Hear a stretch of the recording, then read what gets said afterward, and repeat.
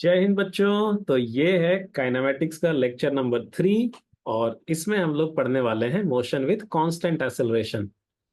तो इसकी शुरुआत करते हैं। सबसे पहले हम लोग एक सिंपल सा क्वेश्चन से, जो कि आपने खूब बनाया भी होगा, कि लेट अस से एक बॉडी का इनिशियल वेलोसिटी है 8 मीटर पर सेकंड और एक्सेलरेशन दिया हुआ है, देखो, -4 मीटर पर second square, which is definitely a constant. तो आपको बताना है डिस्टेंस ट्रेवल्ड इन 4 सेकंड्स। बहुत आसान क्वेश्चन है। वीडियो पॉज करो, बनाओ अभी। ओके, तो आ गया आंसर? कितना आया? जीरो आया? जीरो आया? भाई, कमेंट बॉक्स में लिख देना अगर जीरो आया होगा तो लेकिन आंसर जीरो नहीं है मेरे दोस्त, आंसर जीरो नहीं है। सर क्या बात कर रहे हैं? सर हमने तो फॉर्मूला पढ़ा था। हमने पढ़ा था सर फॉर्मूला कांस्टेंट एक्सेलरेशन के लिए। एस इक्वल टू सर होता है UT plus half eighty square. और वैल्यू सर 8 हो गया, 4 हो गया। और ए का वैल्यू कितना है? -4 इंटू 4 का स्क्वायर, तो सर 32। और -32 सर जीरो ही तो आ रहा है। सर जीरो ही तो आ रहा है। बिल्कुल, ये जीरो आ रहा है। लेकिन ये होता क्या था? एस इसमें होता क्या है?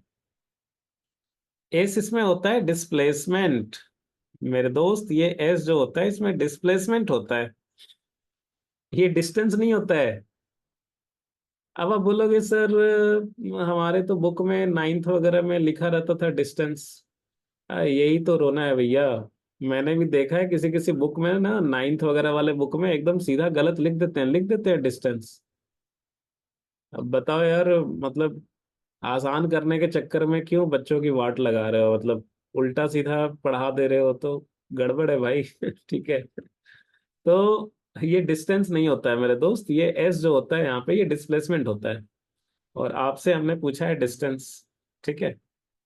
अब बताओ, आपको लगता है कि मतलब ऐसे जीरो आता तो हम पूछते आपसे?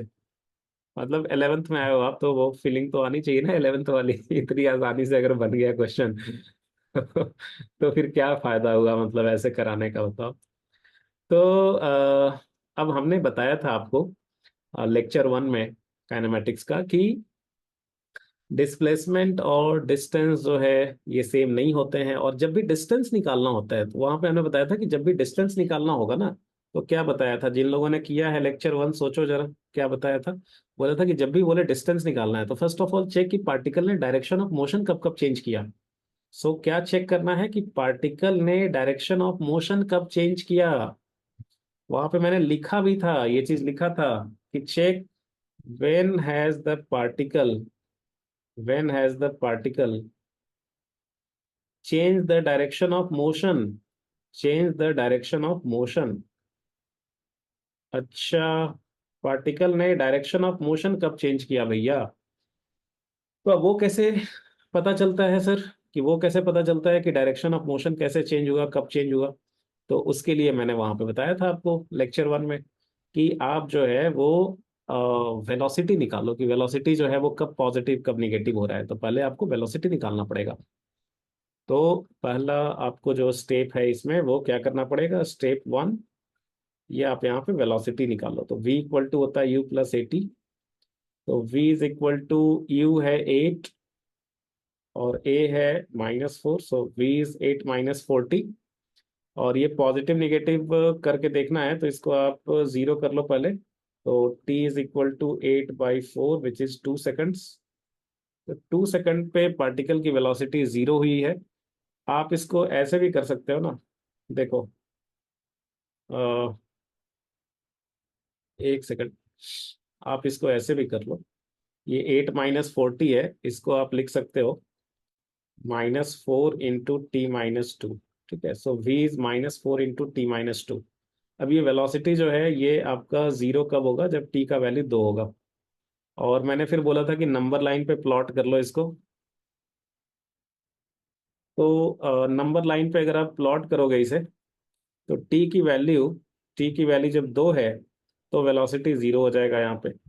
और टी का वैल्यू अगर आप 2 से ज्यादा रखो, जैसे मान लो यहाँ पे 3 रखो, आप टी की वैल्यू 2 से ज्यादा रखोगे तो ये वाला जो टर्म है ये क्या हो जाएगा, पॉजिटिव।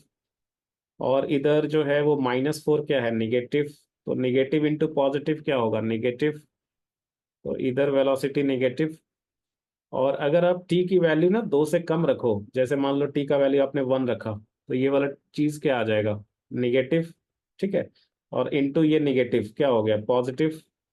पॉजिटिव। इसका मतलब हमें ये पता चला कि पार्टिकल ने 2 सेकंड पे डायरेक्शन ऑफ मोशन चेंज किया। पहले जो है particle was moving along positive, देखो t = 0 से लेकर के t = 2 सेकंड तक क्या हुआ है भाई, ये देखो 0 सेकंड से लेके 2 सेकंड तक क्या हुआ है, यहाँ पे पार्टिकल चल रहा था along positive, in positive direction, मान लो पॉजिटिव एक्स एक्सिस के अलोंग चल रहा था। तो पार्टिकल जो है वो ऐसे चल रहा था, 2 सेकंड पे क्या हुआ, वो रेस्ट पे आया मोमेंटरली और फिर उसने डायरेक्शन ऑफ मोशन चेंज कर दिया। उसके बाद जो है फिर वो लगातार इधर जा रहा है निगेटिव, निगेटिव डायरेक्शन में। 1 सेकंड वेट। उसके बाद ये लगातार निगेटिव डायरेक्शन में जा रहा है। तो उसने यहाँ से स्टार्ट किया था t = 0 से, t = 2 सेकंड पे ये मोमेंटरली रेस्ट में आया और उसके बाद ये अपोजिट डायरेक्शन में जा रहा है। ठीक है, आई बात समझ में। तो मुन्ना, आपको बोला था कि 4 सेकंड में बताओ, 4 सेकंड में बताओ कि कितना होगा डिस्टेंस ट्रेवल्ड, और आपका आंसर निकला 0। आपका आंसर आया 0। इसका मतलब क्या हुआ कि डिस्प्लेसमेंट 0, डिस्प्लेसमेंट 0 मतलब जहां से ये पार्टिकल स्टार्ट किया था ना 4 सेकंड में बिल्कुल वहीं पे पहुंचा होगा, तभी तो डिस्प्लेसमेंट आपका 0 आ गया था फॉर्मूला से। तो 4 सेकंड में ना पार्टिकल जहां से चला था वहीं पहुंच गया। अच्छा, आपको डिस्टेंस बोला है, तो आप बोल सकते हो कि अच्छा सर 0 से 2 सेकंड में ये जितना गया पॉजिटिव डायरेक्शन में, 2 सेकंड से 4 सेकंड के बीच में उतना ही आया होगा ये निगेटिव डायरेक्शन में।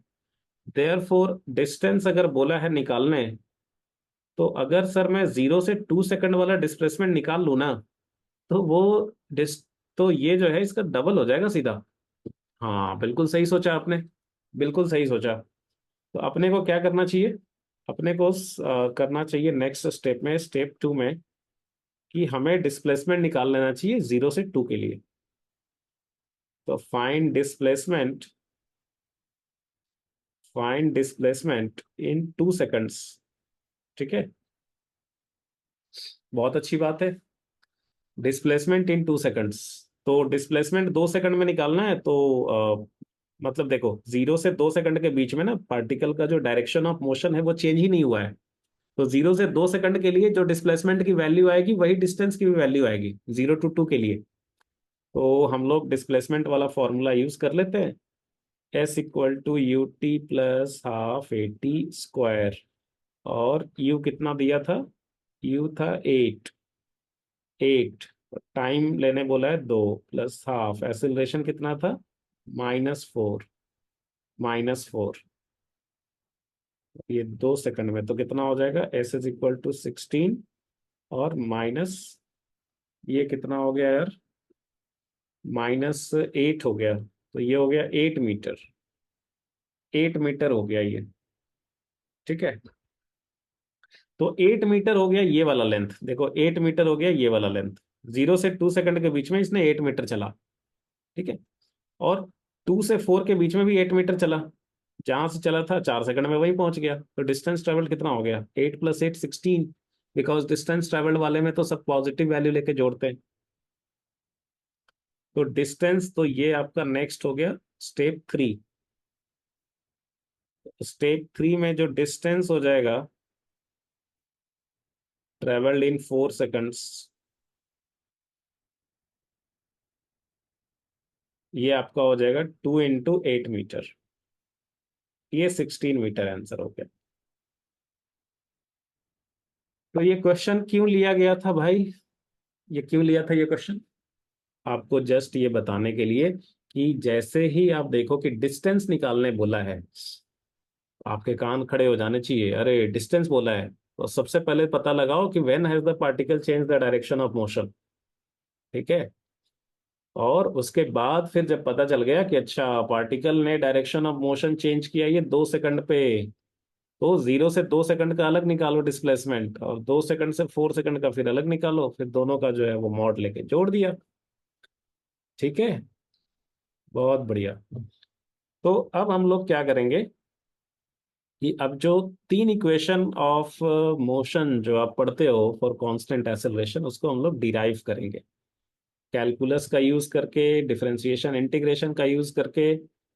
और अगर डिफरेंशिएशन इंटीग्रेशन का नाम सुन के आप घबरा रहे हो, तो घबराने की बिल्कुल ज़रूरत नहीं है। आप जो है हमारे चैनल के प्लेलिस्ट में जाओ, बेसिक मैथ्स के, पूरा डिफरेंशिएशन इंटीग्रेशन सब मिलेगा, और पूरी डिटेल में सब वीडियो कवर्ड है, इसीलिए कि आपको घबराना ना पड़े। इसको जाके बढ़िया से कर लो, आप डिफरेंशिएशन इंटीग्रेशन का भूत हमेशा के लिए भाग जाएगा आपके पास से। ठीक है, ये मेरी गारंटी है। ओके, तो हेडिंग दे दो आप, डेरिवेशन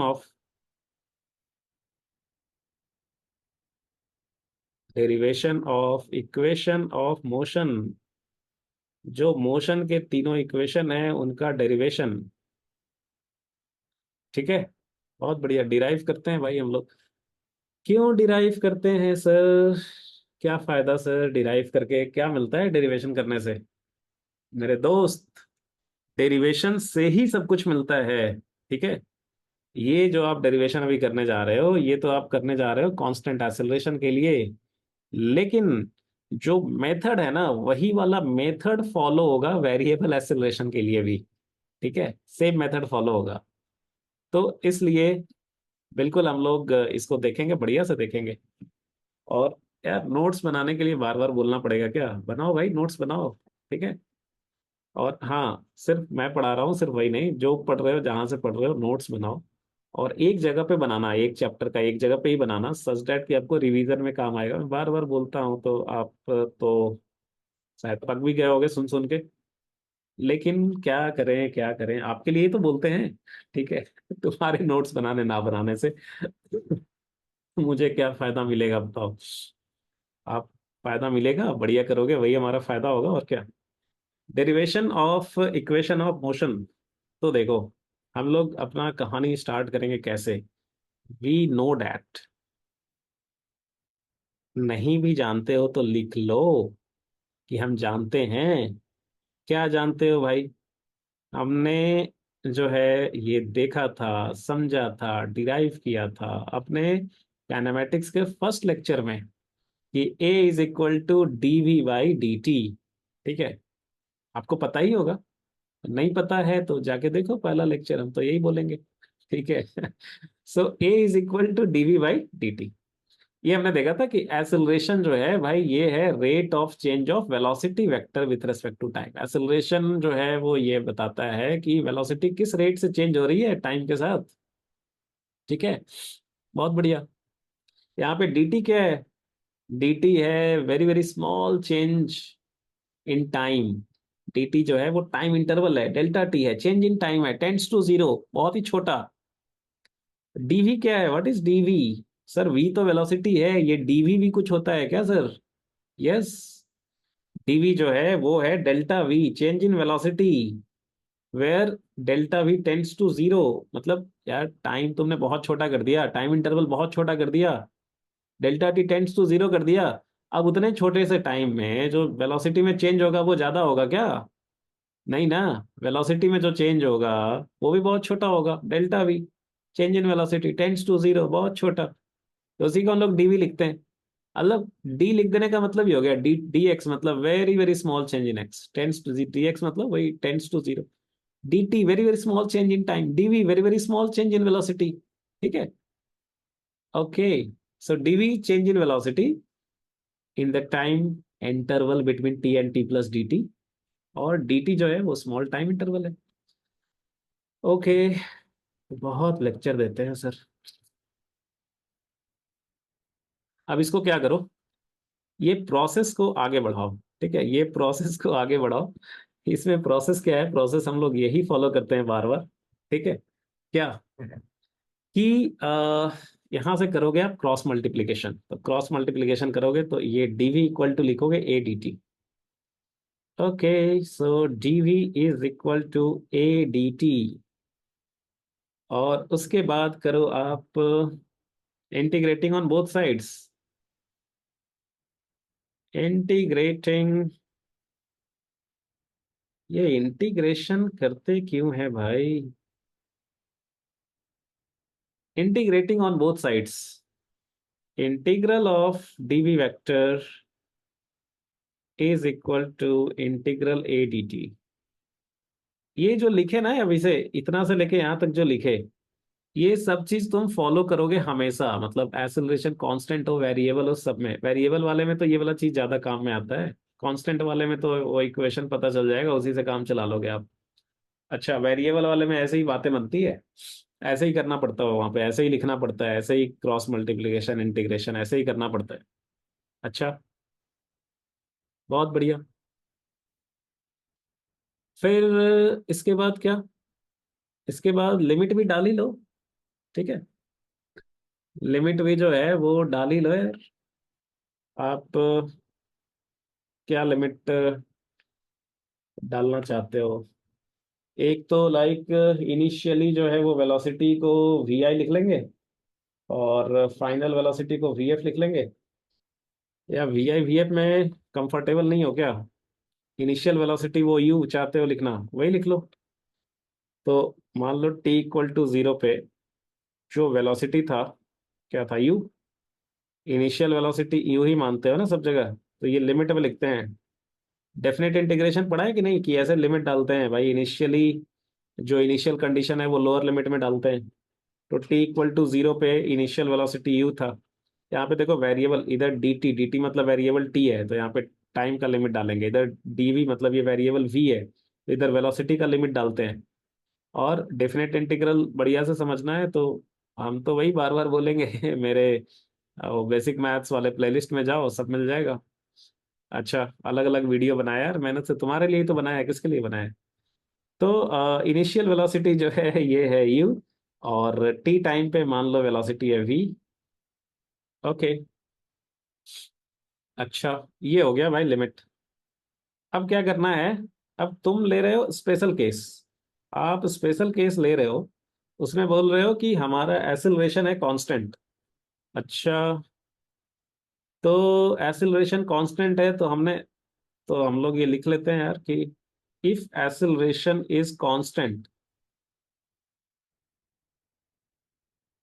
और देखो सब वेक्टर साइन में रख रहे हैं हम, ठीक है। तो जब आप किसी वेक्टर को बोलते हो ना कि कांस्टेंट है, मतलब मैग्नीट्यूड भी उसकी कांस्टेंट होनी चाहिए और डायरेक्शन भी कांस्टेंट होनी चाहिए, दोनों कांस्टेंट होनी चाहिए, तभी तुम कांस्टेंट बोल पाओगे। ठीक है, तो ये नहीं कि बस मैग्नीट्यूड हो गया कांस्टेंट तो मतलब तुम बोल दोगे कांस्टेंट हो गया। तो ये लिख लो यहाँ पे, इफ एक्सेलरेशन इज कांस्टेंट मतलब both magnitude and direction should be constant.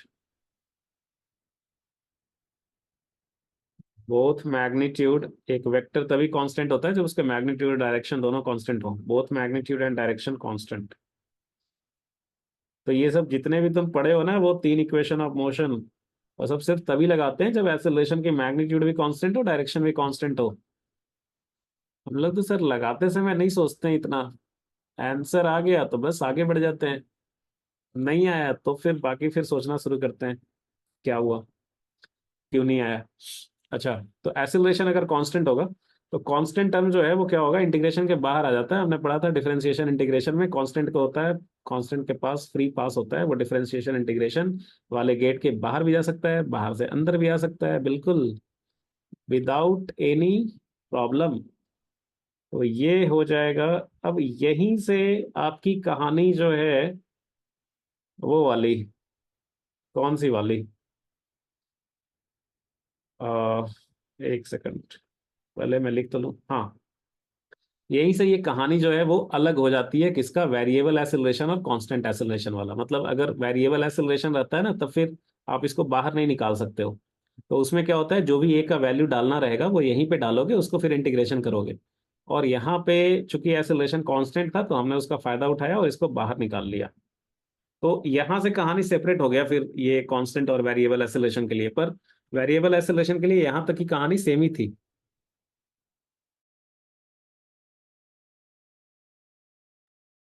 Okay, सो ये लिमिट तो वैसे का वैसे ही रहेगा। तो लिमिट क्या था, टी इक्वल टू जीरो से लेके इधर टाइम टी, इधर इनिशियल वेलोसिटी यू, इधर फाइनल वेलोसिटी वी। और ये जो है, ये क्या हो गया, डीवी का इंटीग्रेशन क्या होगा भाई, डीएक्स का इंटीग्रेशन एक्स होता है ना, तो डीवी का इंटीग्रेशन क्या होगा, वी होगा। डीवाई का क्या होगा, वाई होगा। तो डीवी का वी, वेक्टर साइन नहीं हटा रहे हैं हम, अब तुम अपने भी नोट्स में मत हटाना। अच्छा, इधर इनिशियल वेलोसिटी यू हो गया, इधर वी हो गया, इज इक्वल टू, इधर ये आपका ए हो गया, और इधर इंटीग्रल डी टी क्या हो गया, टाइम, ये आपका हो गया जीरो से टी। अब आप ये ब्रैकेट खोलो, डेफिनेट का ब्रैकेट खोलने तो आ ही गया आपको। So this is V vector minus U vector, and this is equal to A into T minus zero. So finally ये आपका आ गया v minus U equal to A T, और you can say v is equal to you plus A T. क्या बात है sir, पहला equation of motion आ गया सर, आ गया ये। और वेक्टर फॉर्म लिखना मत बोलना बेटा, सब हमने वेक्टर साइन में डाला है यहाँ पे, ठीक है, शॉर्टकट मत मार देना, ऐसे ही मत लिख देना, ठीक है ना। हाँ, तो ये हो गया। अब देखो, इसको क्या करेंगे हम लोग, ये सबको ना पूरा आई कैप जे कैप के कैप के फॉर्म में लिख दो, और उससे देखोगे क्या फायदा मिलेगा वो हम डिस्कस करेंगे, पहले लिख तो लो। तो जैसे वेलोसिटी वेक्टर को हम लिखते हैं वी एक्स आई कैप, फाइनल वेलोसिटी जो है उसको V X I cap plus we Y J cap plus we Z के कैप। जैसा कि आप जानते हो, we X is representing the X component of velocity और component of velocity along x axis, V Y is component of final velocity along Y axis, and V Z is component of final velocity along Z axis. Similarly ये initial velocity u है, तो component of initial velocity along x-axis is ux, component of initial velocity along y-axis is uy, and component of initial velocity along z-axis is uz। और similarly a vector को लिख दिया आपने a x I cap plus A Y J cap plus A z के cap, where a x is component of acceleration along x axis, a y is component of acceleration along Y axis, and a z is component of acceleration along Z axis. बहुत boring है sir, ये सब बोलने की क्या जरूरत थी। तो अगर आप इसको इक्वेशन वन में बैठा दो, तो इक्वेशन वन में बैठा दो, तो ये v equal to you plus A t इसमें बैठा दिया, ठीक है। अभी आप क्या करोगे कि आई कैप के जो कोफिशियंट्स हैं उनको इक्वेट कर दो एक साथ। तो आई कैप का कोफिशियंट इधर क्या है, वी एक्स, और इधर क्या है, यू एक्स, और इधर क्या है, A X into T. So this is V X equal to U X plus A X into T. और जेकब के कोएफिशिएंट्स इधर है वी वाई, इधर यू वाई, और इधर A Y into T. So V Y equal to U Y plus A Y into T, and similarly K cap के coefficients equate करोगे तो V Z equal to you Z plus A Z into T. So v Z equal to you Z plus A Z into t. तो अभी तक हमें क्या पता चल गया, एक तो ये पूरा वेक्टर फॉर्म में लिखा है, देखो जो इक्वेशन वन था ना अपना, तो वो वेक्टर फॉर्म में लिखा हुआ है पूरा, v equal to you plus A T. और दूसरा हमें ये पता चला कि यही वाली जो रिलेशन है वो एक्स के लॉन्ग भी लगा सकते हैं, मतलब हम लोग सेपरेटली। अच्छा, ये जैसे ये we X equal to U X plus X into T, इसका मतलब क्या है कि एक्स के लॉन्ग जो फाइनल वेलोसिटी होगा, फाइनल वेलोसिटी का जो कंपोनेंट होगा एक्स के लॉन्ग, वो होगा इक्वल टू इनिशियल वेलोसिटी का component along X axis plus acceleration का component along X axis into time. मतलब देखो, एक्स के लॉन्ग जो भी फाइनल वेलोसिटी है उसमें इनिशियल वेलोसिटी का एक्स कंपोनेंट और एक्सेलरेशन का सिर्फ एक्स कंपोनेंट ही रिस्पॉन्सिबल है। मतलब एक्स के लॉन्ग जो कुछ भी हो रहा है उसके लिए वाई को कोई लेना देना नहीं है। समझ रहे हो बात। जैसे ये जो है ना, ये v equal to this this blah blah blah blah blah, this are like combined family. तो ये v equal to you plus A t, ये कंबाइंड फैमिली है। तीनों टर्म्स थे इसमें, आई कैप के भी, जे कैप के भी, के कैप के भी। लेकिन आप अंदर गए तो पता चला कि लो भाई, ये तो कहने को कंबाइंड है बस। ठीक है, अंदर में तो सबका हिसाब किताब, तीन भाई हैं, तीनों का हिसाब किताब अलग अलग है यार। एक को दूसरे से मतलब नहीं है, इंडिपेंडेंट है सब, अपना खर्चा वर्चा खुद अपना अपना संभाल रहे हैं तीनों। तो एक्स के लॉन्ग जो कुछ भी हो रहा है ना उसके लिए सिर्फ एक्स वाले कंपोनेंट रिस्पॉन्सिबल है भैया, वाई जेड को कोई मतलब नहीं है। और वाई के लॉन्ग जो भी हो रहा है उसके लिए सिर्फ वाई वाले ही कंपोनेंट्स रिस्पॉन्सिबल है, एक्स जेड को कोई मतलब नहीं है। और जेड के लॉन्ग जो कुछ भी हो रहा है उसके लिए सिर्फ जेड वाले कंपोनेंट्स ही रिस्पॉन्सिबल है। तो ये है इसका मतलब। यही वाली चीज अभी अभी इसका काम नहीं है, क्योंकि अभी हम लोग basically motion in 1D he deal करेंगे इस वीडियो में। ठीक है। तो बाद में जब ये पढ़ेंगे ना हम लोग प्रोजेक्टाइल मोशन वगैरह या मोशन इन 2D 3D, तो वहां पे फिर ये वाली चीज आएगी, वहां पे फिर इसका जरूरत पड़ेगा। But अभी 1D में तो मतलब तुमने कभी सोचा था ऐसा इस तरीके का भी होता है? क्योंकि बेसिकली तुम जो भी क्वेश्चंस करते हो वो 1 डायमेंशन का करते हो, तो उसमें एक ही चीज वेरी करता है, तो वो अपना लगा लेते हो आप। ठीक है। अच्छा, हम लोग तो ये डिराइव कर रहे हैं equation of motion constant acceleration के लिए, तो हम लोग देख रहे हैं कि हाँ भाई मतलब ये ऐसा ऐसा होता है, मतलब 2 डायमेंशन 3 डायमेंशन में अगर रहेगा तो ऐसे काम करेंगे हम लोग, एक्स वाला काम अलग करेंगे, वाई वाला अलग करेंगे, जेड वाला अलग करेंगे, और देखने में एक जैसा ही ये सब। राइट। अच्छा, तो ये बात है, अब भी पता चला। देखो वेक्टर वेक्टर पढ़ने का कितना फायदा है, इधर एक्स वाई जेड सब क्या अलग अलग हो रहा है। ओके, तो अब क्या करो आप कि इसके बाद जो है, अब फिर से लिखो आप, अब फिर से लिखो क्या, वही वी नो डैट। तो चलो, वी नो डैट, इसको थोड़ा मोटा लिखते हैं यार, वी नो डैट। अब देखो आपने जो है एक्चुअली बहुत कुछ जानते हो आप, आपको भी नहीं पता था कि आप इतना सारा चीज जानते हो। क्या जानते हो भाई? तो फर्स्ट लेक्चर में आपने पढ़ा था कि v is equal to d r by D t होता है मेरे दोस्त। D r by D T, ये भी पढ़ा था आपने, d r by D t होता है। ये यहाँ पे आर क्या होता था? ये होता था आर वेक्टर, होता था पोजीशन वेक्टर।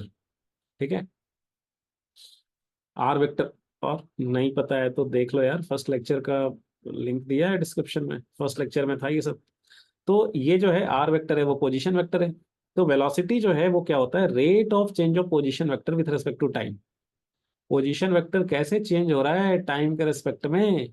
ठीक है, किस रेट से चेंज हो रहा है टाइम के रिस्पेक्ट में पोजीशन वेक्टर? dt क्या है? Very very small time interval. और डी आर वेक्टर क्या है? Change in position vector. और डिस्प्लेसमेंट वेक्टर भी हम लोगों ने देखा था कि पोजीशन वेक्टर, डिस्प्लेसमेंट वेक्टर या चेंज इन पोजीशन वेक्टर एक ही चीज होती है। So D are vector is change in position vector you can say, और displacement vector in very very small in time interval D T. और इसको ऐसा भी बोलते हैं d by d t of r vector, rate of change of position vector with respect to time. तो ये तो आपको पता ही है। अब क्या करना है आपको? वही काम करना है जो आपने अभी ऊपर किया। क्या करना है सर? क्रॉस मल्टीप्लीकेशन, ज्यादा कुछ नहीं, d r is equal to v d t. फिर उसके बाद क्या करना है सर? कुछ नहीं, integrating on both sides, integrating on both sides. कितना मजा आ रहा है ऐसा करने में, सेम चीज रिपीट रिपीट रिपीट। ठीक है, तो ये हो गया integral of d are vector is equal to integral v d t. फिर क्या करते थे सर? लिमिट बैठाते थे, डेफिनेट वाला, टी इक्वल टू 0 पे। सर इधर डी टी है मतलब वेरिएबल टाइम है, और इधर सर डी आर है, मतलब सर इधर वेरिएबल क्या है? सर इधर अच्छा देखो, अगर dx रहता है integral of blah blah blah dx, मतलब वहां पे वेरिएबल क्या है? x। Integral of blah blah blah मान लो यानी function of y into d y, यहाँ पे वेरिएबल क्या है? y। dt वेरिएबल क्या है? t। लिमिट किसका डाले? t का। dr वेरिएबल क्या हुआ? r vector. r वेक्टर क्या है? Position vector. यहाँ लिमिट क्या डालोगे? पोजीशन वेक्टर का। t इक्वल टू 0 पे मान लो पोजीशन वेक्टर था ri vector, i for initial. T equal to 0 पे position vector are I vector, t time पे पोजीशन वेक्टर, टी टाइम पे पोजीशन वेक्टर मान लो आर एफ वेक्टर। तो टी टाइम पे position vector r F vector. ठीक है, R F vector डाल दिया लिमिट। अब क्या करें सर? अब क्या करें सर? सर वहां पे तो ये करते थे कि वो एक्सेलरेशन कांस्टेंट बोलते थे कि एक्सेलरेशन कांस्टेंट है, तो एक्सेलरेशन को बाहर निकाल लेते थे सर। अभी यहाँ तो सर वेलोसिटी तो कांस्टेंट है नहीं, कांस्टेंट नहीं है, तो वो वेलोसिटी का वैल्यू डाल दो। तो फ्रॉम इक्वेशन 1 आपने अभी अभी तो देखा कि v इज इक्वल टू क्या है? u plus A T. बैठा दो इसके जगह पे। और ये देखो वेक्टर साइन नहीं छोड़ रहे हैं हम, ठीक है, तुम भी मत छोड़ना। तो integral of d are vector is equal to integral, v की जगह क्या हो जाएगा, यू प्लस ए टी, और ये हो गया डी टी। और लिमिट भी मत छोड़ना, टी इक्वल टू 0 से टी। इधर limit initial position vector are I vector, इधर limit final position vector are I vector. क्या कर रहे हैं सर, ये सब क्यों कर रहे हैं सर? सब इंटीग्रेशन वेक्टर, बहुत नाइंसाफी है। अब देखो, जैसे इंटीग्रल डीएक्स जो होता है वो एक्स होता है, तो integral of d are vector क्या होगा, आर वेक्टर। तो integral of d are vector क्या होगा, आर वेक्टर। और ये इधर are I vector, initial position vector हो गया आर आई वेक्टर, और इधर अपर लिमिट में था r F vector is equal to, यार इधर का इंटीग्रेशन तो हुआ ही नहीं भाई। इधर दो टर्म्स हैं, दो टर्म्स हैं, तो एक काम करो, दोनों को अलग अलग कर लो। ठीक है, दोनों को कर लो अलग अलग। तो क्या है इसमें, पहला जो टर्म था वो था यू, ये हो गया यू डी टी, और प्लस दूसरा जो टर्म था वो था ए टी, ये हो गया ए टी डी टी। और लिमिट ये दोनों में बैठाना पड़ेगा, t is varying from 0 to t. अच्छा, अब देखो, यहाँ पे ये ब्रैकेट खोलोगे तो क्या हो जाएगा, ये हो जाएगा R F vector minus are I vector. इस साइड तो पूरा ब्रैकेट तक खुल गया, और इस साइड में भी कुछ नहीं हुआ है। अब देखो, जो भी इनिशियल वेलोसिटी है ना, वो तो एक कांस्टेंट क्वांटिटी है भाई। यार इनिशियल वेलोसिटी तो कुछ तो वैल्यू होगा, 2 मीटर, 4 मीटर पर सेकंड, 10 मीटर पर सेकंड, कुछ भी एक फिक्स्ड वैल्यू ही होगा ना, कांस्टेंट वैल्यू ही तो होगा। तो यू वेक्टर जो है वो एक कांस्टेंट है, तो कांस्टेंट के पास तो आप जानते हो उसके पास होता है फ्री पास, और वो डिफरेंशिएशन इंटीग्रेशन के अंदर बाहर अपनी मर्जी से, बिना कोई रोक टोक के कर सकता है, और करता ही है। कोई सुविधा मिला है तो वो उठाता ही है भाई, फायदा क्यों नहीं उठाएगा। और एसिलरेशन जो है, ये भी तो हम लोग किसके लिए काम कर रहे हैं अभी, कांस्टेंट एसिलरेशन के लिए तो सारा कुछ डिराइव कर रहे हैं। तो एसिलरेशन कांस्टेंट था, तो इसको भी बाहर निकाल ही लो, तो ये भी बाहर आ गया। तो अभी अंदर में क्या रह गया, अंदर में रह गया इंटीग्रल टी डी टी, और इधर लिमिट बैठा दिया 0 टू टी। तो ये हो गया आर एफ वेक्टर। अच्छा, ये what is R F vector, final position vector, और what is R I vector, initial position vector. तो final position vector minus initial position vector क्या हो गया, ये change in position vector. LHS क्या हो गया, लेफ्ट हैंड वाला side, I mean left side में जो है, ये हो गया चेंज इन पोजीशन वेक्टर। और चेंज इन पोजीशन वेक्टर ही तो डिस्प्लेसमेंट वेक्टर होता है, पढ़ा तो था हमने कि displacement vector is equal to change in position vector. तो इसीलिए इधर वाला जो चीज है ना, ये डिस्प्लेसमेंट है, इसी को तुम एस लिखते थे। ठीक है, आई बात समझ में। तो ये एस जो है ये डिस्प्लेसमेंट है भैया, डिस्टेंस नहीं है, ये चेंज इन पोजीशन वेक्टर है। खैर, अभी तो हम लोग R F minus are I ही लिखने में मजा आ रहा है, तो इसको ऐसे ही लिखते हैं। और ये हो गया यू, और इंटीग्रल डी टी, ये हो गया टी, लिमिट बैठा दो 0 से टी, ये एक्सेलरेशन हो गया, और टी डी टी का इंटीग्रेशन। ठीक है, x to the power n का इंटीग्रेशन तो अब तो आ ही गया यार, अब तो आप बड़े हो गए हो। तो टी का इंटीग्रेशन क्या हो गया, I mean T square by to, यार डायरेक्टली लिखता हूँ अब। ठीक है, और नहीं तो जाके देखो यार, इंटीग्रेशन का वीडियो बनाया हुआ तो है। तो प्लेलिस्ट में चेक करो बेसिक मैथ्स का। तो ये आपका कितना हो जाएगा, यू और टी माइनस जीरो प्लस ए, यहाँ पे ब्रैकेट खोलोगे तो T square by to minus zero square by to, तो इक्वल टू क्या हो गया, you t plus half A T square. और इधर क्या हो गया, R F vector minus are I vector. क्या है ये, R F vector minus are I vector. ठीक है, R F vector minus are I vector. और ये जो R F vector minus are I vector है, यही डिस्प्लेसमेंट वेक्टर है। गंगाधरी शक्तिमान है। ठीक है, आई बात समझ में, पता था कि नहीं। यस, गंगाधर ही शक्तिमान है। शक्तिमान एक सीरियल आता था पहले, आप लोग अभी तो नहीं जानते होगे। ठीक है तो ये जोक है।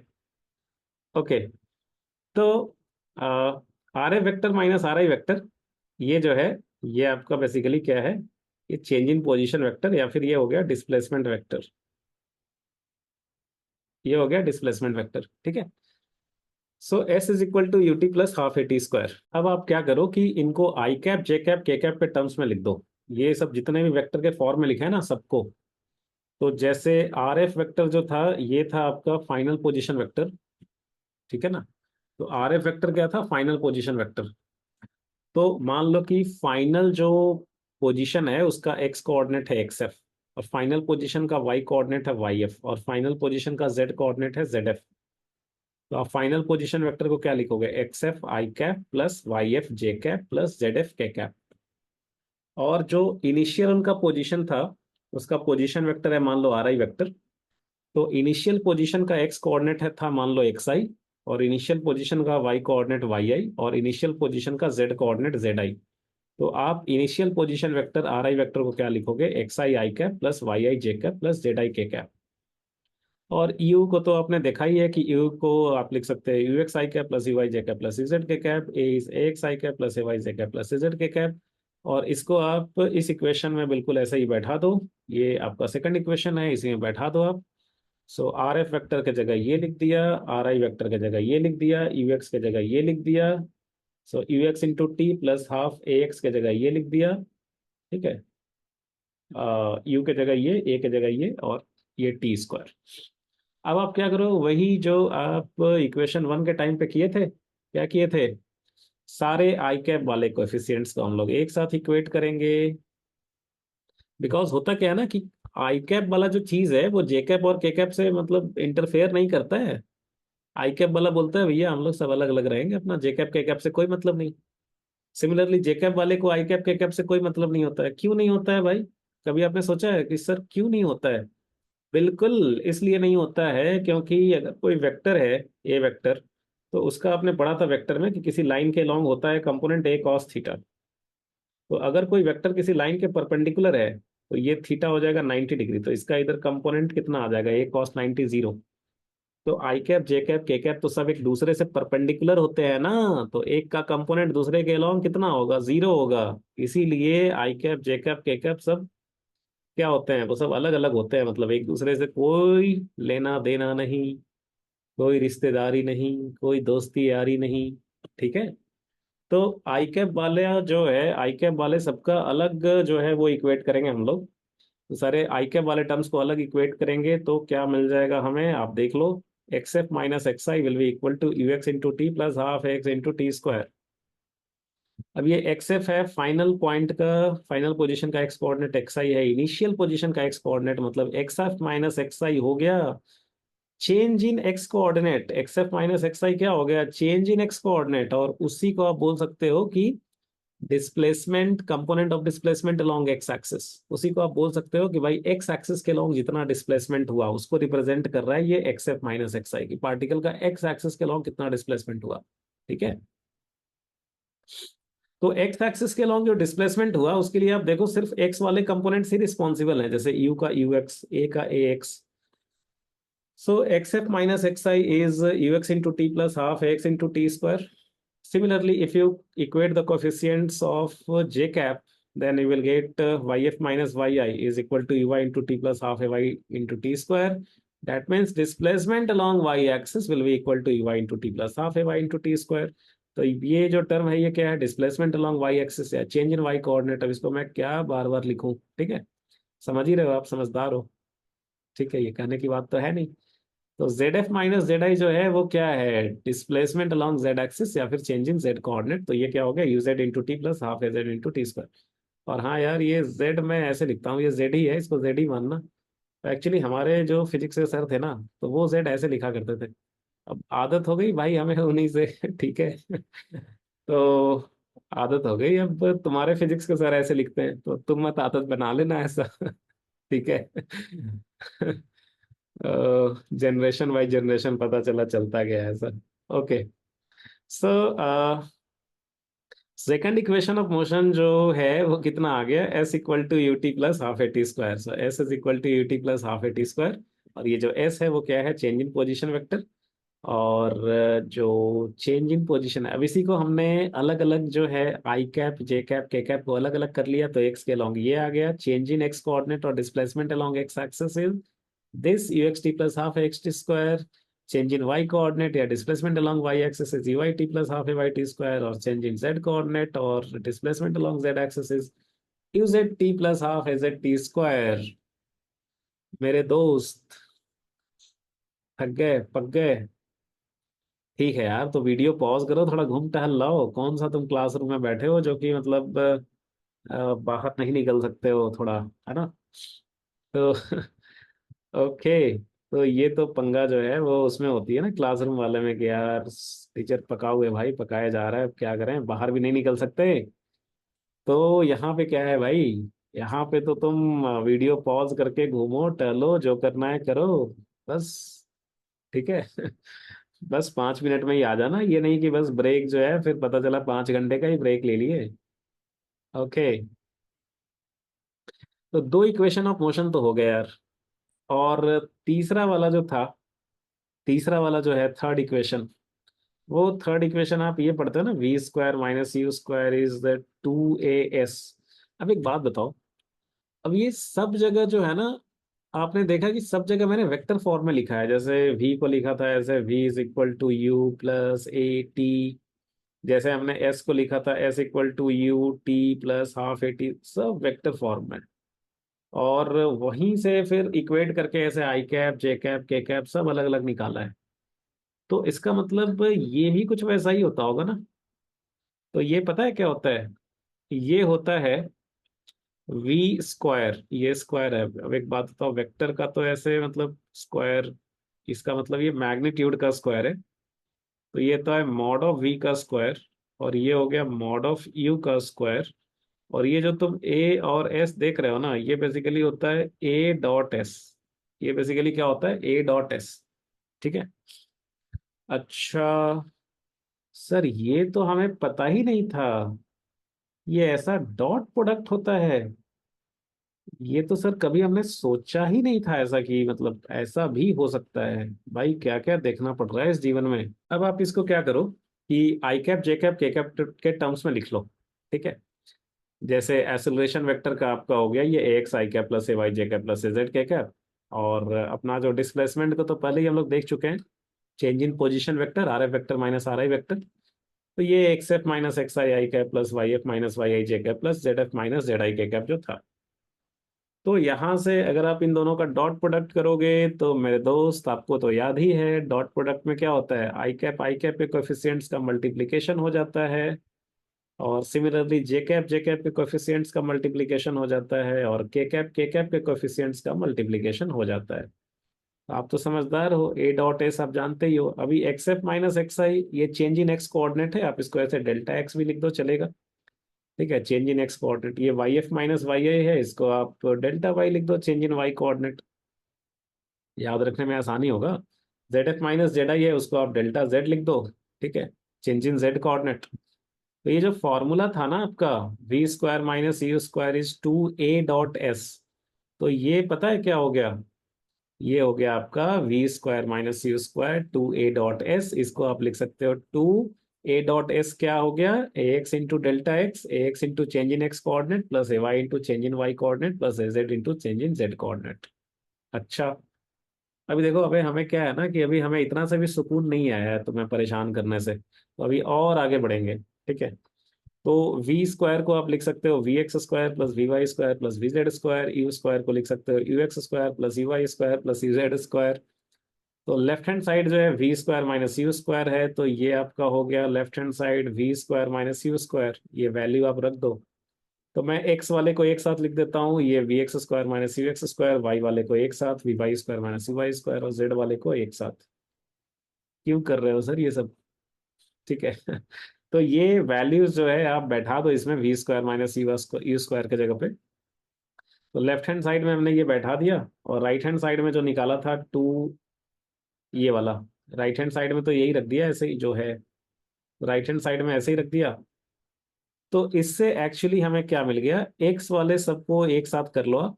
तो ये एक्चुअल में होता है v x square minus you x square is 2ax into delta x. Y के लॉन्ग होता है we Y square minus you Y square, ये होता है 2ay इंटू डेल्टा वाई। और जेड के लॉन्ग होता है v Z square minus you Z square is 2az into delta z. देखो, हो सकता है तुम्हें बहुत गुस्सा आ रहा होगा कि सर इतना सब क्यों किया है भाई, पर मैं जस्ट दिखाना चाह रहा था कि कैसे आया है, ठीक है। बाकी तो फाइनल रिजल्ट ये याद रखो, इससे तो काम हो ही जाता है ना अपना। तो ये क्या, ये बार बार ये चीजें क्या दिखा रहा है तुमको, जैसे v square minus u square is 2as होता था, मैं वहां पे एक डाउट क्लियर किया आपका कि एक्चुअल में 2a डॉट s होता है पूरा, अगर इसको कंप्लीट वेक्टर फॉर्म में लिखोगे तो। और अदरवाइज जो है, और अदरवाइज फिर क्या होता है कि हम लोग इसी को तीन अलग अलग पार्ट्स में तोड़ देते हैं, एक्स के लॉन्ग सब कुछ अलग काम करते हैं। एक्स के लॉन्ग जो है वो वी एक्स स्क्वायर, सेम ही चीज जो v square minus u square आप 2a से याद रखते थे ना, बस वही चीज है। सिर्फ वहां पे सारे टर्म्स एक्स के लॉन्ग लिखोगे तो वो एक्स के लॉन्ग वाले टर्म्स हो जाएंगे, V x square minus you x square is two acceleration का component along X axis into ये delta X is displacement along X axis. Y के लॉन्ग वैसे ही हो जाएगा V Y square minus you Y square is two into acceleration का component along Y axis into displacement along Y axis. और z के along V Z square minus you Z square is two acceleration का component along z into displacement along z। तो देखो, ज्यादा चिंता करने की बात नहीं है मेरे दोस्त, जो तुम याद रखते थे वही चीज है। और बस इतना, इसमें कोई रटने की भी जरूरत नहीं है, बस एक्स वाला काम सब अलग करेंगे, उसमें सिर्फ एक्स वाले ही कंपोनेंट्स लेंगे। वाई वाला सब काम अलग करेंगे, उसमें सिर्फ वाई वाले ही कंपोनेंट्स लेंगे, बस इतना ही है। और बाकी ये सब तो मोह माया है भैया। बाकी ये सब तो बस आपको दिखा दिया तुम्हें कैसे होता है। और हाँ, एक आपके मन में ये होगा कि सर ये वाला कैसे आया, कहाँ से आया, तो ये मैं छोड़ रहा हूँ आपके ऊपर। इसको आप जो है वो प्रूफ करने का ट्राई करना कि ये कैसे होता है, ये कैसे ये रिजल्ट आया। ठीक है। और अब हम लोग देखेंगे कुछ इंपॉर्टेंट रिजल्ट्स और फॉर्मूला है जो इस चैप्टर में यूज होता है, तो उसको हम लोग यूज करेंगे और इसके लिए हम लोग इसको प्रूफ भी करके देख लेंगे। तो जैसे एक रिजल्ट है s is equal to v t minus half A T square, तो आपने s equal to u t plus half A T square तो किया आपने सेकंड इक्वेशन ऑफ मोशन। अभी v t minus half A T square है, इसको कैसे proof करोगे? तो बहुत आसान है यार, मतलब यू को एलिमिनेट कर दो ना। वी नो डैट, देखो अभी तो आप बहुत कुछ जान गए हो। S is equal to u t plus half A T square, और इसमें क्या करना है हमें, यू को एलिमिनेट करना है। तो ये आपका सेकंड इक्वेशन ऑफ मोशन था, और v इक्वल टू आप जानते हैं u प्लस ए टी। तो आप देयर फोर u को क्या लिख सकते थे, v माइनस ए टी। ये आपका फर्स्ट इक्वेशन ऑफ मोशन से आया था। तो सब्स्टिट्यूटिंग फर्स्ट इन टू, तो ये u जो है वो हो जाएगा एलिमिनेट। ठीक है, u एलिमिनेट हो गया, और ये यहाँ से आ जाएगा we t minus half A T square. तो ये प्रूव हो गया। ठीक है, कितना आसान है देखो। तो नेक्स्ट आप देखिए, नेक्स्ट प्रूफ करो s is equal to v plus u by two into t. S is equal to v plus u by two into t. Try करो भाई, वीडियो पॉज करके ट्राई करो यार। ठीक है, कर लो भैया। अब देखो, again we know that s is equal to क्या होता है, u t plus half A T square. तो यहाँ पे अपने को क्या करना है, आप एलसीएम ले लो, तो ये हो जाएगा 2ut plus A T square by two. ठीक है, तो यहाँ से s is equal to t common ले लो, तो ये हो जाएगा 2u प्लस ए टी। ठीक है, और यहाँ से क्या हो जाएगा, ये आप लिख दो u plus A T plus you, ऐसे लिख सकते हैं इसको। 2u है, इसको दो बार लिख दिया। ठीक है, अब ये जो u प्लस ए टी है यही तो v है, तो जो u प्लस ए टी है वही v है। तो ये हो गया आपका, प्रूव्ड हो गया। ठीक है, अच्छा, तो नेक्स्ट देखिए, अब ये कह रहा है prove that average velocity is v plus u by to. मतलब ये कह रहा है कि जब एक्सेलरेशन कांस्टेंट हो, इफ एक्सेलरेशन इज कांस्टेंट, तो यू हैव टू प्रूव कि भाई एवरेज वेलोसिटी जो होगा ये v plus u by to होगा। ठीक है, कैसे प्रूफ करोगे? करो यार, ट्राई करो। तो मेरे दोस्त, आपने पढ़ा है एवरेज वेलोसिटी जो होता है उसका फॉर्मूला क्या होता है? एवरेज वेलोसिटी जो होता है वो होता है displacement by time. Displacement by time. और अभी अभी तो आपने ऊपर में लिखा ना, अभी अभी तो आपने ऊपर प्रूफ किया कि डिस्प्लेसमेंट को हम लोग लिख सकते हैं v plus u by two into t. ठीक है, तो therefore s by t जो है ये क्या हो गया? v plus u by two. और ये जो डिस्प्लेसमेंट बाई टाइम है यही तो एवरेज वेलोसिटी है, यही तो एवरेज वेलोसिटी है। तो ये हो गया प्रूफ। ठीक है, इसका मतलब एक्सेलरेशन कांस्टेंट होगा तो एवरेज वेलोसिटी जो होगा वो होगा final velocity plus initial velocity by two. ठीक है, तो आप देखो, एवरेज वेलोसिटी हम लोग हमेशा बोलते आ रहे हैं कि एवरेज वेलोसिटी किसी टाइम इंटरवल में बताया जाता है कि भाई इतने से इतने टाइम के बीच में क्या होगा एवरेज वेलोसिटी। तो उस इंटरवल में जो इनिशियल वेलोसिटी था यू, और उस इंटरवल में जो फाइनल वेलोसिटी था वी, तो u plus v by two कर देंगे, तो वही आपका जो है वो एवरेज वेलोसिटी हो गया। ठीक है, जब एक्सेलरेशन कांस्टेंट होता है तो नेक्स्ट जो है, ये एक बड़ा इंपॉर्टेंट फार्मूला है और ये बहुत ज्यादा यूज में आता है कि displacement in nth second is, अब डिस्प्लेसमेंट इन nth सेकंड इसी को मैं डिनोट कर रहा हूँ ऐसे SNTH। तो this is u plus half a two n minus one. बहुत इंपॉर्टेंट फार्मूला है ये। अब देखो इसका क्या मतलब है, थोड़ा सा हम लोग समझेंगे। जैसे अगर आपको बोले ना कि लेट अस से आपको बोले कि डिस्प्लेसमेंट इन 4 सेकंड्स, आपको अगर बोले डिस्प्लेसमेंट इन 4 सेकंड्स, तो इसका मतलब होता है displacement in between t equal to zero to t equal to four. लेकिन अगर आपको बोले कि displacement in fourth second, fourth second में कितना डिस्प्लेसमेंट, तो इसका मतलब कौन सा टाइम इंटरवल है? बताओ, डिस्प्लेसमेंट इन फोर्थ सेकंड का मतलब कौन सा टाइम इंटरवल हो गया? खुद से सोचो भाई, खुद से सोचो और बताओ। ठीक है, फोर्थ सेकंड। अब देखो, कुछ लोगों के मन में आ रहा होगा t equal to four to five, और कुछ लोगों के मन में आ रहा होगा t equal to three to four. कौन सा सही है? देखते हैं। जैसे अगर आपसे बोले displacement in first second, first second सबसे स्टार्टिंग में, तो डिस्प्लेसमेंट इन फर्स्ट सेकंड क्या हो जाएगा? फर्स्ट सेकंड मतलब क्या यार, सबसे स्टार्टिंग वाला जो है। ठीक है, तो स्टार्टिंग वाला है तो क्या हो गया वो, t equal to zero to t equal to one. तो डिस्प्लेसमेंट इन फर्स्ट सेकंड का मतलब क्या हो गया? टी इक्वल टू जीरो से t equal to one. Similarly अगर आपको बोलेगा displacement in second second, displacement in second second, तो क्या करोगे? इसके जस्ट बाद वाला, इसके जस्ट बाद वाला, तो वो क्या हो जाएगा? T equal to one to t equal to two के बीच में जो हुआ डिस्प्लेसमेंट। आ रही है बात समझ में? फर्स्ट सेकंड मतलब सबसे स्टार्टिंग वाला, t equal to zero to t equal to one.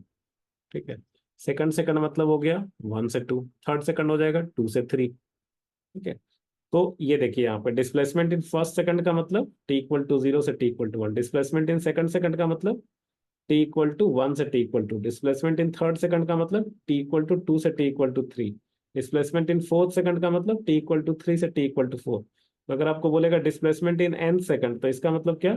T equal to n minus one से लेके t equal to n second के बीच में जो डिस्प्लेसमेंट हुआ। ठीक है, तो डिस्प्लेसमेंट इन एन सेकंड का मतलब हो गया t equal to n minus one से लेके t equal to n second के बीच में। ठीक है, अच्छा, तो displacement in nth second, displacement in nth second का मतलब t equal to n minus one से लेकर t equal to n seconds के बीच में जो डिस्प्लेसमेंट हुआ, तो कैसे निकालेंगे हम लोग? तो हम लोग क्या करेंगे, पहले एन सेकंड्स का डिस्प्लेसमेंट लिख लेंगे कि ये बताओ भाई displacement in n second, n seconds, nth second नहीं बोल रहा हूँ, एन सेकंड्स। ठीक है, एन सेकंड्स का मतलब क्या हो गया? जैसे देखो मैं आपको समझाता हूँ, जैसे आपको अगर बोले ना कि डिस्प्लेसमेंट इन फोर्थ सेकंड निकालो भाई, क्या होगा? तो डिस्प्लेसमेंट इन फोर्थ सेकंड का मतलब आप बोलोगे t = 3 से t = 4 के बीच में हमें निकालना है। तो, तो इसके लिए क्या बोल रहा है कि आप पहले जो है, पहले क्या करो आप, इसके लिए ये बोल रहा है कि पहले आप डिस्प्लेसमेंट इन पूरा 4 सेकंड्स निकाल लो। इसके लिए बोल रहा है कि पहले आप निकाल लो displacement in 4 seconds. 4 seconds, 4 seconds का मतलब 0 से 4 के बीच में कितना हुआ डिस्प्लेसमेंट, वो निकाल लो। फिर बोल रहा है कि डिस्प्लेसमेंट इन 3 सेकंड्स निकाल लो आप। 3 सेकंड्स का मतलब क्या हो गया, 0 से 3 के बीच में कितना हुआ डिस्प्लेसमेंट। तो 0 से 4 के बीच में आपने निकाल लिया डिस्प्लेसमेंट, फिर 0 से 3 के बीच में निकाल लिया। तो इसको घटा दोगे तो क्या मिलेगा सोचो, घटा दोगे तो क्या मिलेगा सोचो। वीडियो पॉज करके सोच के देखो भाई, ठीक है? थोड़ा खुद से, क्या होता है ना, ये सब चीज सिर्फ सुनना नहीं है, थोड़ा सा वीडियो पॉज किया और खुद से इसके बारे में लिखा ऐसे, तो खुद से कॉपी पे पेन पे लिखो, सोचो, तो फिर बढ़िया से क्लियर होगा। ठीक है? और अपने पास तो यहाँ पे फ्रीडम है कि आप वीडियो पॉज करके टीचर को कितना देर भी रुकने के लिए बोल सकते हो। ठीक है? तो क्लास में जो है, आप ऑफलाइन में नहीं बोल सकते हो कि टीचर को कि सर रुकिए रुकिए अभी थोड़ा 5 मिनट हम ये स्क्रिबल करके देख ले रहे हैं क्या होगा, लेकिन यहाँ पे आप टीचर को रोक सकते हो। ठीक है? 5 मिनट भी रोक सकते हो। और वीडियो पॉज करके रोको हमें। ठीक है? और आप देखो स्क्रिबल करके। तो देखो, तो मेरे दोस्त, तो डिस्प्लेसमेंट इन 4 सेकंड का मतलब हो गया t = 3 से t = 4 के बीच में कितना डिस्प्लेसमेंट हुआ। इसके लिए हम लोग क्या करेंगे, पहले 0 से 4 का निकाल लेंगे डिस्प्लेसमेंट, फिर 0 से 3 का निकाल लेंगे, और इसको घटा देंगे तो हमें 3 से 4 के बीच का निकल जाएगा। तो इसी को क्या लिखा गया है, इसी को लिखा गया है इधर एन के टर्म्स में, कि अगर डिस्प्लेसमेंट इन nth सेकंड निकालना है तो क्या करो आप, पहले n सेकंड्स का डिस्प्लेसमेंट निकाल लो, फिर n-1 सेकंड्स का डिस्प्लेसमेंट निकाल लो, फिर दोनों को सब्ट्रैक्ट कर दो। तो देखो डिस्प्लेसमेंट इन n सेकंड्स, यहाँ पे nth सेकंड नहीं लिखा है हमने, n सेकंड्स लिखा है। तो n सेकंड्स में जो डिस्प्लेसमेंट होगा उसका मतलब क्या हुआ, t = 0 से t = 1। ये कितना हो जाएगा, u ut+12 at² होता है ना ये। एक second, wait wait wait wait wait wait wait. तो डिस्प्लेसमेंट इन, देखो यहाँ पे कुछ गलत लिखा है क्या? यस, गलत लिखा है यहाँ पे।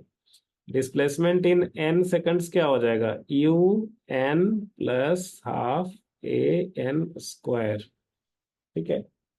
और डिस्प्लेसमेंट, अच्छा, तो ये n सेकंड्स का लिख लिया हमने displacement, displacement in n seconds un+12 a n²। Displacement in n-1 seconds क्या होगा, डिस्प्लेसमेंट इन n-1 सेकंड्स, तो u × n-1। ठीक है? तो u × n-1 + ½ a × n-1 का स्क्वायर। ठीक है? तो nth सेकंड में क्या होगा displacement, this will be displacement in n seconds minus displacement in n-1 seconds, so this will be, इसको हमने n सेकंड्स का जो डिस्प्लेसमेंट था उसको Sn से डिनोट किया था, और n-1 सेकंड में जो डिस्प्लेसमेंट हुआ था उसको Sn-1 से डिनोट किया था। तो nth सेकंड में जो डिस्प्लेसमेंट होगा वो क्या हो जाएगा, displacement in n seconds minus displacement in n-1 seconds, that will be Sn minus Sn-1, so this will be un+12 a n² minus un-1 plus ½ a n-1 का स्क्वायर।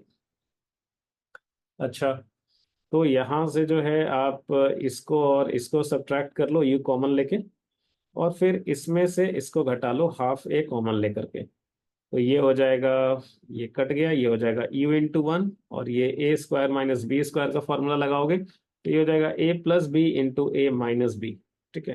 तो ये इतना आ जाएगा। So displacement in n second कितना आ गया, u+½ a/2n-1। So this is u+½ a/2n-1. So displacement in n second is Sn minus Sn-1. So this is u+½ a/2n-1। अब मेरे दोस्त ये फॉर्मूला ना आपको याद रखना है, और आगे हम लोग इस पे क्वेश्चंस भी करेंगे, लेकिन इस पे क्वेश्चन पता है, इसमें जो मोशन अंडर ग्रेविटी होता है उसमें इस पे खूब क्वेश्चन बनता है कि कुछ एक मान लो कि एक कोई बॉडी फॉल कर रहा है, फ्रीली फॉल कर रहा है। ठीक है? तो लास्ट के 1 सेकंड में कितना फॉल करेगा, ऐसे करके। तो उस पे मोशन अंडर ग्रेविटी में इस पे बेस्ड क्वेश्चन देखेंगे हम लोग, वहां पे ये रिजल्ट जो है ना ये यूज में आएगा आपको। तो लेकिन ये जब भी कांस्टेंट एक्सेलरेशन रहेगा तो ये रिजल्ट जो है वो यूज कर सकते हैं हम, ये रिजल्ट करते ही है यूज। तो इसको आपको याद रखना है, और देखो जो याद रखना है इसमें हमने ब्लॉक बना के घेर दिया, उसमें डबल स्टार लगा दिया है। आप भी ऐसे ही घेर लो, आप भी डबल स्टार लगा दो, क्योंकि मैंने इसीलिए ऐसा किया है ताकि आप ऐसा कर सकें। ठीक है, तो यहाँ पे आपको डिफरेंस समझ में आया? nth सेकंड का मतलब डिस्प्लेसमेंट इन nth सेकंड का मतलब डिस्प्लेसमेंट इन n सेकंड्स का मतलब, और डिस्प्लेसमेंट इन n-1 सेकंड्स का मतलब, इसका मतलब समझ में आया? ओके। अब देखो आपसे एक थोड़ा सा लॉजिकल एक क्वेश्चन पूछता हूँ, जो हो सकता है शायद कभी आपको कंफ्यूजन आए भी, और कुछ कुछ बच्चों को आता भी है। जैसे देखो आप मास में सिर्फ मास ही ऐड कर सकते हो, राइट? मास में आप लेंथ तो नहीं ऐड कर सकते हो, मास में जो है टाइम ऐड नहीं कर सकते हो। तो सेम ही फिजिकल क्वांटिटीज का जो होता है वो एडिशन या सब्ट्रैक्शन होता है, राइट? और उससे जो आंसर मिलता है वो भी सेम फिजिकल क्वांटिटी मिलता है। जैसे केजी में केजी ऐड करोगे तो आंसर केजी में ही आएगा, मीटर में मीटर ऐड करोगे आंसर मीटर में ही आएगा, सेकंड में सेकंड सब्ट्रैक्ट करोगे आंसर सेकंड में ही आएगा। तो सेम ही फिजिकल क्वांटिटीज का एडिशन या सब्ट्रैक्शन पॉसिबल हो पाता है, दो अलग अलग फिजिकल क्वांटिटीज को हम लोग ऐड या सब्ट्रैक्ट नहीं कर सकते हैं। ठीक है, तो देखो अब एक बात बताओ, अब ये फॉर्मूला को अगर आप ध्यान से देखो तो इधर ये क्या है? डिस्प्लेसमेंट। और ये यू जो है ये क्या है? ये तो है वेलोसिटी। और इधर जो है ये क्या है? एक्सेलरेशन इनटू ये एन जो था वो टाइम था। तो एक्सेलरेशन इनटू टाइम, इसका यूनिट हो जाएगा मीटर पर सेकंड स्क्वायर इनटू, इधर टाइम है उसका सेकंड, तो सेकंड और सेकंड स्क्वायर कट गया तो ये भी हो गया मीटर पर सेकंड। तो देखो अब किसी स्टूडेंट को ये दिखेगा कि यार इधर ये मीटर पर सेकंड वाला टर्म है, ये भी वेलोसिटी है मीटर पर सेकंड वाला टर्म है, तो उसको तो जुट करके मीटर पर सेकंड का टर्म आना चाहिए, तो इधर डिस्प्लेसमेंट कैसे आ रहा है? डिस्प्लेसमेंट का तो यूनिट मीटर में होगा। ये चमत्कार कैसे हो गया भैया? तो ऐसा तो नहीं होना चाहिए। वीडियो पॉज करके सोचो, खुद से आंसर सोचो। चलो तो अब मैं बताता हूँ। देखो ये एक्चुअल में सिर्फ यू नहीं था, एक्चुअल में ये यू इंटू n-1 था, और ये सब्ट्रैक्ट होके 1 आया था, तो ये यू के साथ 1 मल्टीप्लाइड है, और ये n क्या था? टाइम। तो ये सेकंड, तो इसका जो यूनिट है सेकंड माइनस सेकंड, ये वाला चीज का यूनिट था सेकंड। तो यहाँ पे जो 1 है इसका भी यूनिट सेकंड है, और यहाँ पे भी एक 1 आया था, और ये भी जो है इसका भी यूनिट सेकंड है। ठीक है, तो ये सिर्फ यू नहीं है यहाँ पे, मतलब मीटर पर वेलोसिटी इनटू टाइम भी है, तो वेलोसिटी इनटू टाइम तो डिस्प्लेसमेंट का ही फिजिकल क्वांटिटी होगा ना। ठीक है, लेंथ ही तो होगा, तो वेलोसिटी इनटू टाइम ये लेंथ ही तो आ रहा है, और ये भी जो है ये क्या हो गया? एक्सेलरेशन मीटर पर सेकंड स्क्वायर इंटू 2n-1 का सेकंड हो गया, और इंटू फिर से एक सेकंड हो गया, तो ये कटवट के मीटर ही तो आया। तो यहाँ पे ये 1 छुपा हुआ था, इसमें एक्चुअली ये 1 छुपा हुआ है। तो आप कभी ऐसे चक्कर में मत फंस जाना, ये कंफ्यूजन मत पाल लेना कि भाई ऐसे कैसे हो गया। ठीक है, तो मोशन विथ कांस्टेंट एक्सेलरेशन में ये सब चीजें हैं जो देखा हमने। और नेक्स्ट वीडियो जो होगा, यानी कि काइनेमेटिक्स का लेक्चर नंबर 4, तो उसमें हम लोग कुछ क्वेश्चंस देखेंगे मोशन विथ कांस्टेंट एक्सेलरेशन पे बेस्ड। तो अभी जो आपने कांस्टेंट एक्सेलरेशन देखा, तो इससे रिलेटेड कुछ क्वेश्चंस हम लोग अच्छे क्वेश्चंस देखेंगे इसके बाद वाले, यानी कि 4th वीडियो में। Okay, thank you.